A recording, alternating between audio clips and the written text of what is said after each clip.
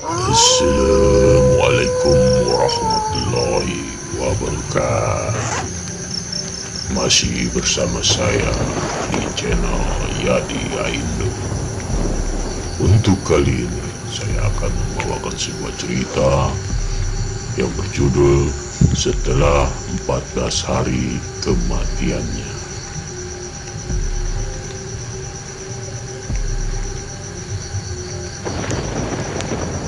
Bapak-bapak, jangan lupa tar malam pengajian di rumahnya Bu Rodia. Biasa pada Isa kita ke sana tadi diundang sama Nak Romi. Kata Pak RT mengingatkan warganya. Pak RT sekarang hari ke-14 kematiannya Pak Romli, kan gak wajar. Almarhum ditemui di pinggir gapura desa. Ini tanpa mata yang seperti dicongkel. Hi, seram, ujar salah satu seorang warga. Sudah jangan ada yang termakan desas-desus yang lagi merebak. Yang katanya orang yang mati tanpa organnya akan hidup lagi buat nuntut balas. Dah, gak usah dipikirkan. Hargai yang mengundang kita, bapak-bapak sekalian. Bu Rodia dan keluarga nanti malam. Jangan lupa untuk yang tugasnya ngeronda, jangan mangkir karena alasan ketakutan ya, seru Pak RT. Iya Pak, jawab warga serempak. Bada Isa pun tiba. Beberapa tetangga, saudara dan rekan kerja almarhum dan anaknya sudah ada di rumah Pak Romli untuk mengadakan acara tahlilan. Sambil ngobrol dan menunggu Pak Ustadz untuk memimpin doa, sebagian warga yang masih di luar rumah kediaman, salah satu di antara mereka yang sedang asik mengobrol, ada yang tiba-tiba kebelet pipis dan izin pamit ke belakang lewat samping rumah keluarga Pak Romli, yaitu Pak Kasim. Dikarenakan banyak tamu yang sudah di dalam ruangan rumah, dan saat mau menuju ke pintu belakang ada sesuatu yang aneh menurut Pak Kasim, dan Pak Kasim niat nyamperin sebuah sesuatu yang panjang berbentuk guling itu. Dan ternyata pas si guling berbalik, ia adalah almarhum Pak Romli yang merintih minta dicarikan matanya. Pak Kasim pun mundur, sedangkan hantu bungkus tersebut maju tidak melompat melainkan melayang sambil terus merintih, "Mataku di mana? Mataku." Dengan muka yang menyeramkan. Pak Kasim pingsan di tempat. Warga yang mendengar teriakan Pak Kasim langsung lari ke sumber suara yang mencoba membangunkannya. Pak Kasim pun berteriak histeris, "Pocong, hantu, bapak-bapak. Tadi ada hantunya Pak Romli, bilang di mana mataku." Pak Kasim kabur pulang. Dan acara tahlilan tetap dilanjutkan. Pak Ustadz yang mendengar aduan beberapa orang tentang kejadian Pak Kasim hanya bilang itu adalah jelmaan dari jin yang menyerupai Pak Romli. Terus doakan almarhum agar amal ibadahnya diterima di sisinya, agar semua dosa-dosanya semasa hidup segera terhapuskan. Semoga bisa terungkap kejadian di balik kematian yang janggal ini.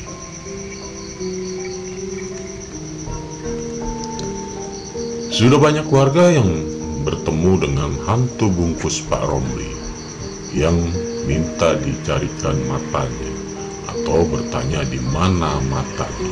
Pak Ustadz pun meminta pihak RT dan warga bahu-membahu mencari apa yang dicari almarhum Pak Romli. Sedangkan di tempat kejadian perkara ditemukan mayat Pak Romli di Gapura desa, warga bergotong royong mencari mata Pak Romli. Pak RT, udah hampir seharian ini, udah 3 hari kita cari mata Pak Romli, tapi nggak ada hasilnya. Mungkin udah hilang atau dibawa kabur sama yang ngebunuh Pak Romli. Buktinya sampai sekarang pelakunya masih belum diketahui, ujar salah satu warga yang ikut bergotong royong mencari mata Pak Romli.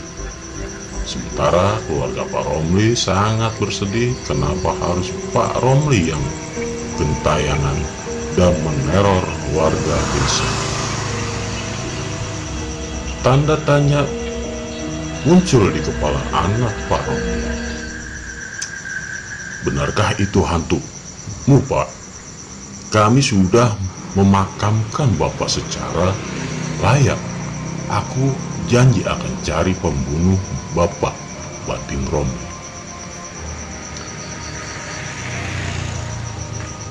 Romi, Kasim, Bambang, saya selaku RT, Pak Joko dan Pak Majid, jangan lupa nanti malam kalian jadwal untuk ronda.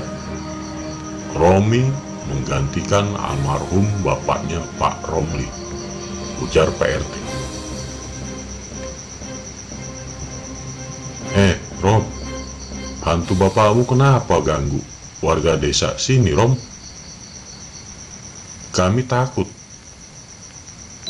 Tahu teror hantu bapakmu yang minta dicarikan matanya, ujar Pak Joko. Sudah, bapak-bapak, kita lagi ngeronda, nggak usah bahas hantu-hantuan segala.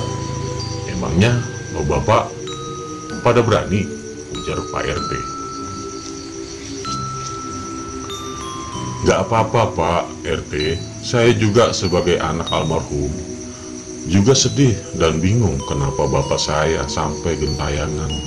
Dan apa bapak punya musuh sampai jenazah bapak nggak ada bola matanya, sedangkan kita cari nggak ketemui bola mata bapak, entah sengaja dicongkel ataupun ulah binatang. Pertanyaan Romi. Bapak-bapak, sebentar ya, saya angkat telepon dulu dari anak saya, pamit Pak Bambang. Silakan Pak, ujar warga yang di pos Kamling. Pak Bambang pun berjalan rada menjauh dari pos, mengangkat telepon yang katanya dari anaknya. Dan dari jauh Pak Bambang melihat sesuatu sedang menempel di pohon mangga milik salah satu warga. Siapa itu? Bentak Pak Bambang. Saya laporin Pak RT loh, ya. Saya nggak suka dicuekin begini. Lanjut Pak Bambang berjalan ke arah pohon mangga tersebut sambil terus memanggil yang taunya adalah, kembalikan mata saya. Di mana mata saya? Saya ingin mata saya. Pocong itu sambil melayang mensejajarkan Pak Bambang dan memutari tubuh Pak Bambang. Sedangkan Pak Bambang lari secepat kilat ke pos Kamling yang banyak orang sedang mengobrol. Bapak-bapak, ada Pak Romli. Aduh, Pak Bambang yang masih lelah karena berlari ke semua orang yang ada di pos kami. "Hah?"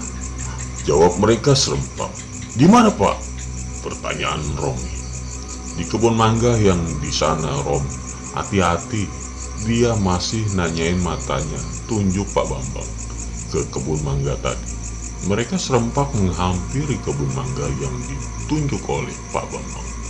"Tuh, di sana, saya ngelihatnya," terang Pak Bambang yang masih sibuk mengambil napas.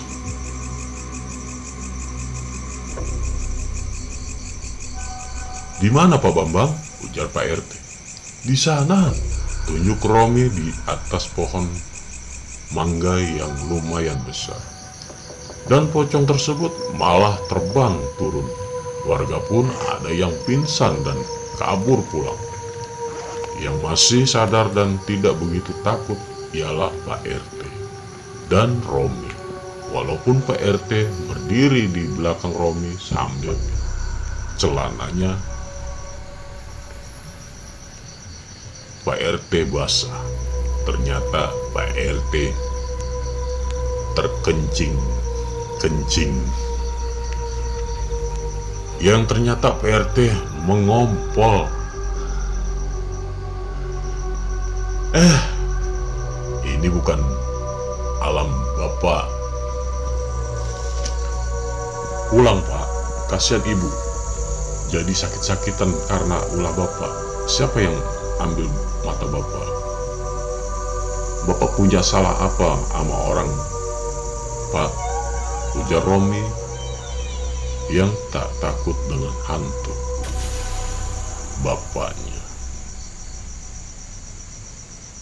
Bapaknya sambil terus maju perlahan ke arah. Ujar Romi yang tak takut dengan hantu bapaknya. Sambil terus maju perlahan ke arah pocong bapaknya, sedangkan pocong Pak Romi melayang perlahan mundur. "Kembalikan mataku, mataku," teriak si pocong lalu menghilang. Romi pun menangis dan berjanji akan mencari bola mata bapaknya. Pak RT pun akhirnya angkat suara dengan kejadian ini. "Nah Romi, dulu semasa hidup bapakmu suka sesumbar omongan. Sebagian warga ada yang memang yang gak suka dengan bapakmu karena dia suka teriak congkel. Nih mata saya kalau saya bohong. Sedangkan sudah banyak pernyataan almarhum yang salah. Salah satunya dulu menuduh anak gadis Pak Majid menjual diri dengan segala sumpah serapah. Bapak Anda teriak kalau saya bohong, congkel nih mata saya. Saat putri Pak Majid menunjukkan bukti bahwa dirinya masih perawan dan di kota kerja sebagai ART. Bapak kamu sempat menghilang seminggu atau 2 minggu dulu. Lalu muncul lagi seperti nggak pernah ngelakuin kesalahan dan terus begitu hingga akhir hayat. Menurut prasangka saya sepertinya ada yang dendam dengan Bapak Anda karena suka sesumbar nak. Tapi entah siapa, karena hampir semua warga di desa pernah jadi korban sesumbar bapak. Nah Romi, ujar Pak RT panggil. Nah, ada apa lagi ya? Apa yang bakal terkuak untuk selanjutnya? Congkel ini mata gue. Kalau gue bohong, anaknya si Tommy udah bikin gunting anak kampung sebelah. Udah gak ada benernya itu keluarga, ujar Pak Romli. Ngomporin beberapa warga yang lagi dapat jatah ngeronda. Masa sih Pak Rom, anaknya Pak Tommy itu kan kelihatan alim banget, Pak. Rajin ke masjid juga. Masa kelakuannya kayak gitu? Ujar bapak-bapak yang tidak percaya dengan omongan Pak Romli. Ya udah, kalau kalian nggak percaya, sana ke kampung sebelah, tanyain lah, ada nggak salah satu anak warganya yang baru ketahuan hamil? Jawab Pak Romli, oh enggak. Akhirnya kasakusuk pun tersebar dengan cepat. Reaksi keluarga Pak Tommy pun tidak bersahabat. Pak Tommy lantas memanggil anaknya yang seorang lelaki tampan, soleh, dan tentu yang sebelumnya terkenal baik dan soleh itu pun langsung buruk citranya berkat selentingan kabar yang keluar dari mulut Pak Romli. Papa, tahu saya ke kampung ini hanya ngabisin masa liburan. Saya pun nggak pernah pergi jauh dari sini. Kalau ada anak kampung sebelah yang hamil, itu bukan karena saya. Masa papa percaya sih berita nggak benar itu? Saya berani bersumpah, Pak, kalau saya nggak menghamili anak gadis orang lain. Kalau papa nggak percaya, minta PRT buat minta temenin kita ke rumah orang yang dimaksud kita itu, Pak. Tantang anak Pak Tommy yang bernama Raihan. Raihan, papa percaya, tapi kuping papa panas denger ejekan dan sumpah serapah dari orang-orang. Papa sama mama mau milih pindah dari kota ke kampung biar bisa hidup tenang.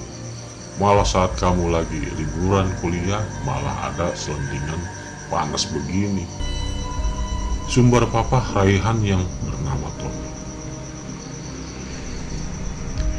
Ya sudah, Pak, kita ke rumah Pak RT untuk mencari tahu rumah orang yang saya yang menghamili.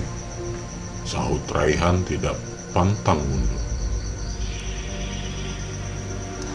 Pak Romi pun terkejut kalau anak dari Pak Tommy berani menghampiri orang yang bahkan Pak Romli sendiri pun tak kenal. Dia hanya suka bikin berita hoax. Menurut Pak Romli, hal itu sangat menyenangkan, apalagi kalau ternyata bohong. Pak Romli tinggal nantangin mereka congkel nih mata. Jika nggak bakal ada yang berani. Kalau sampai ada yang berani, kan pasti yang nyongkel beneran bakalan kena pasal dan bisa masuk penjara. Dan Pak Romli bisa minta uang damai. Begitu pikir Pak Romli. Tapi tidak dengan sang istri yang sudah mulai jengah dengan tingkah suaminya. Pasalnya bukan hanya sekali atau dua kali suaminya berlaku seperti ini, tapi sudah sering. Sudah banyak orang yang secara tidak langsung tidak suka dengan Pak Romli, tapi terpaksa terlihat biasa saja. Karena Pak Romli dan keluarga termasuk keluarga terpandang di desanya. Bu Rodiah dan Pak Romli hanya memiliki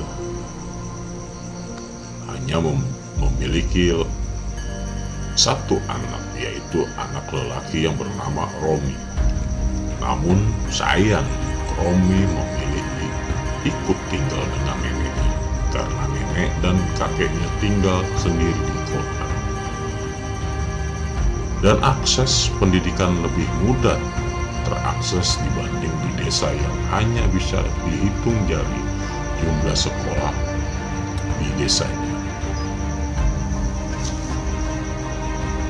Akhirnya mereka semua beranjak untuk pergi ke rumah gadis yang dimaksud Pak Romli. Pak Romli sudah deg-degan karena takut kebohongannya terbongkar. Sedangkan dia sendiri tidak kenal dengan anak perempuan yang sedang hamil tersebut.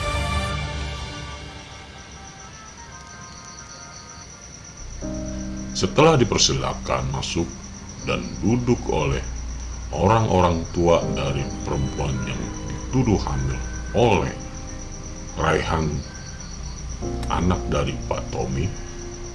Begini maksud kedatangan kami ke sini, untuk meluruskan tentang desas-desus yang menghebohkan beberapa hari kebelakangan ini. Jadi mau ketemu sama anak bapak, maaf yang kata orang-orang sekarang sedang hamil, papar Pak RT. Oh iya Pak, sebentar saya panggil dulu anaknya, jawab ibu dari perempuan yang sedang hamil tersebut, dan pergi ke dalam kamar si anak.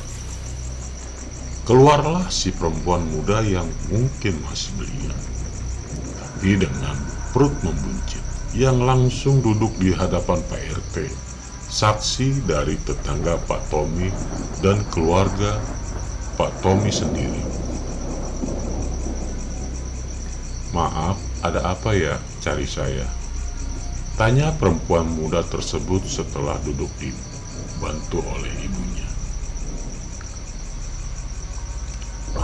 Maaf Neng, saya RT kampung sebelah ingin menanyakan perihal kehamilan Neng. Ini boleh? Boleh. Dan kalian mau apa setelah tahu kehamilan saya? Mau ngebukin bapaknya? Percuma, bapaknya udah meninggal karena kecelakaan beberapa hari yang lalu, sahut datar perempuan muda tersebut. PRT, Pak Tommy, dan beberapa warga yang menyaksikan langsung tercengang mendengar pernyataan langsung dari si perempuan muda tersebut. Maksud Neng, bapaknya meninggal begitu? Ulang Pak Tommy yang tidak menyangka ternyata memang anaknya tidak melakukan hal-hal di luar norma agama. Bersyukur karena anaknya tidak terbukti bersalah. Sedih karena perempuan muda tersebut sebelum dinikahi pacarnya sudah meninggal dunia. Iya Pak. Oh, jangan-jangan kalian orang kampung sebelah yang ngegosipin saya hamil sama anak kampung kalian ya? Sinis perempuan muda itu dengan memincingkan matanya, seperti menguliti Pak RT dan keluarga Pak Tommy. Begitupun Raihan yang merasa tidak enak dengan perempuan tersebut. Iya Neng, kata gosip yang tersebar luas ini, Neng ini hamil dengan Nak Raihana, anak dari Pak Tommy ini, papar salah satu saksi yang dibawa Pak RT yang masih satu RT dan RW, yang masih tidak percaya dengan ungkapan dari perempuan muda yang ada di hadapan mereka semua. Maaf bapak-bapak sekalian dan ibu-ibu, saya nggak kenal dengan orang ini, dan anak yang saya kandung juga sudah 4 bulan, dan bapaknya alias pacar saya sudah meninggal karena kecelakaan. Papar perempuan muda yang bernama Nadia tersebut. Jadi Mbak, saya kesini sama keluarga dan beberapa orang bapak-bapak saksi berikut Pak RT. Saya di sini ingin meluruskan berita tersebut kalau kita sama sekali nggak kenal papar Raihan yang sudah menahan kesal dengan berita yang diciptakan Pak Romli. Enggak Mas, saya nggak kenal Mas, baru ketemu ini. Dari kemarin saya sudah minta bapak saya buat ke rumah orang yang digosipin sama saya, tapi sayanya yang belum sempat ke tempat kalian karena kehamilan saya lemah. Jadi benar-benar bed rest banget Mas, ujar Nadia yang sudah menjawab dengan sopan. Bapak-bapak sekalian, diminum dan makan cemilannya dulu. Ibu Nadia mempersilakan para tamu mencicipi suguhan. Saya sebagai Ibu Nadia juga sedih dengan gosip ini, tapi keluarga dari pacarnya Nadia mereka mau bertanggung jawab membiayai kebutuhan Nadia dan anaknya nanti setelah lahir. Makanya kami sebagai orang tua Nadia enggak mau ambil pusing dengan gosip tersebut dan jadikan untuk dimanfaatkan gosip tersebut untuk menutupi aib keluarga kami. Terang Ibu Nadia dengan tenang. Para saksi yang dibawa Pak RT pun geram dengan kelakuan Pak Romli. Sedangkan di tempat lain Pak Romli sudah mengungsi jauh dari kampungnya, yaitu di tempat ibunya di kota yang mana ada anaknya juga si Romli yang sedang menyelesaikan kuliahnya.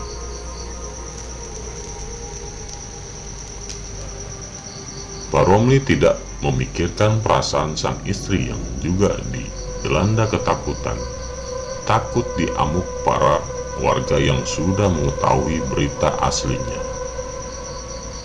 Nah, tega banget ya, udah meninggal pun malah teror warga.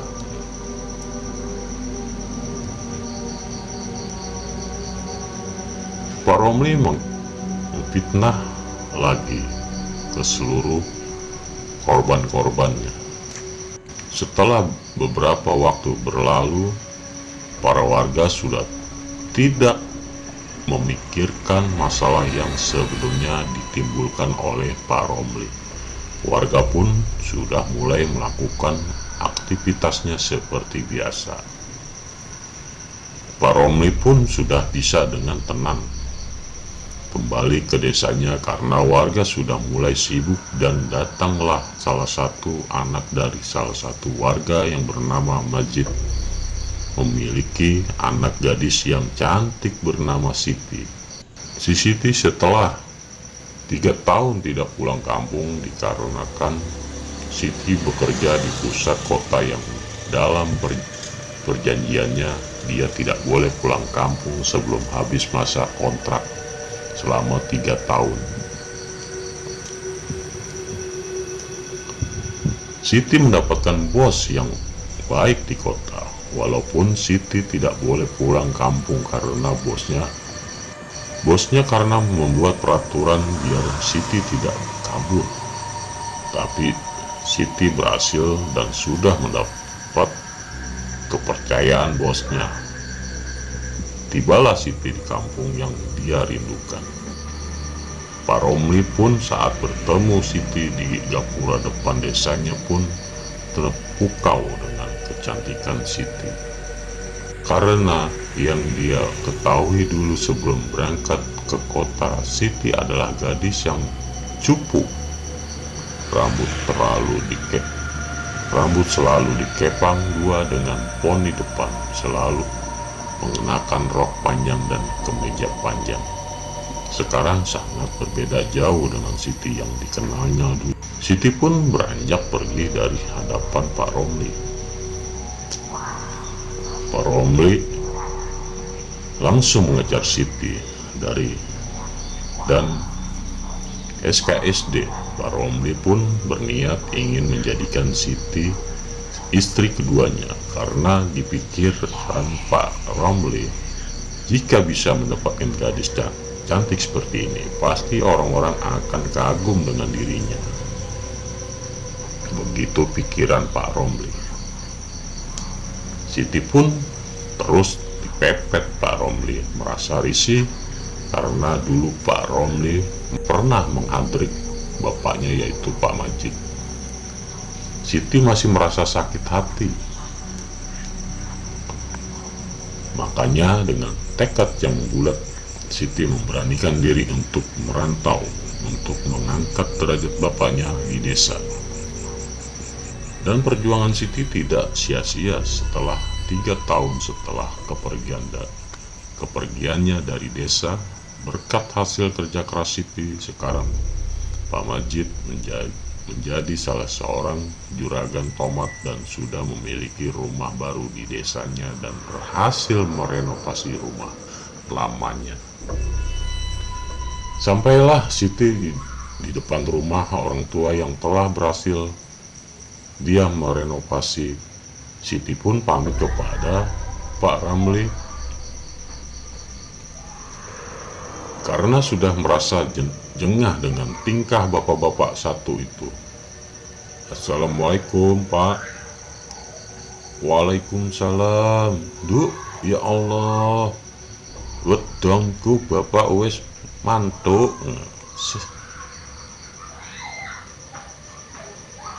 Secercah senyum bahagia terbit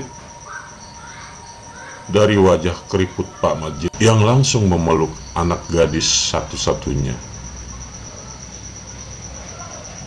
Ya, Siti adalah anak gadis Pak Majid. Ibu Siti telah meninggal dunia sesaat setelah melahirkan Siti karena pendarahan. Pendarahan hebat.